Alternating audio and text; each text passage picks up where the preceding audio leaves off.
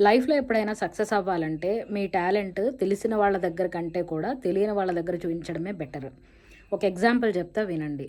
మీరేదైనా ఒక పని స్టార్ట్ చేద్దాం అనుకున్నారనుకోండి. ఫర్ ఎగ్జాంపుల్ ఒక యూట్యూబ్ ఛానల్ ఆర్ ఏదో ఒకటి కొత్తగా ఏదైనా స్టార్ట్ చేద్దాం అనుకుంటే, ఒకసారి మీ రిలేటివ్స్ దగ్గర గానీ, లేదా మీ క్లోజ్ ఫ్రెండ్స్ దగ్గర గానీ, వాళ్ళ దగ్గరికెళ్లి చెప్పారనుకో, మీ ఫేస్ మీద యాహ్! బావుంది చెయ్యి అది ఇది అని అన్నా సరే, మీ వెనక ఏమనుకుంటారంటే, అబ్బా! అవసరమా ఇప్పుడు వీళ్ళు ఇది ఛానల్ స్టార్ట్ చేయడం, చేసి ఏం చేస్తారో, ఈ టైప్‌లోనే మాట్లాడేవాళ్ళు ఎక్కువుంటారు. కావాలంటే అబ్జర్వ్ చేయండి. మీ కొత్త పనికి అంటే మీరేదైతే స్టార్ట్ చేస్తున్నారో, ఇందాక మనం మాట్లాడుకున్నట్టుగా యూట్యూబ్ ఛానల్, ఏదైనా వీడియో పెట్టినా బయట తెలియని వాళ్ళు ఎవరైనా లైక్ చేస్తారేమో గానీ, మనం రోజు చూసేవాళ్ళు ఇట్లాంటోళ్ళు ఎవరైనా ఉంటే వాళ్ళు పొరపాటున కూడా లైక్ చేయరు. బట్ వాళ్ళు అన్నీ చూస్తూనే ఉంటారు. కానీ లైక్ చేయరు. ఎందుకు అంటే అంతే ఇంకా జెలసీ అది. అందరూ ఇట్లా ఉంటారని నేను అనట్లేదు.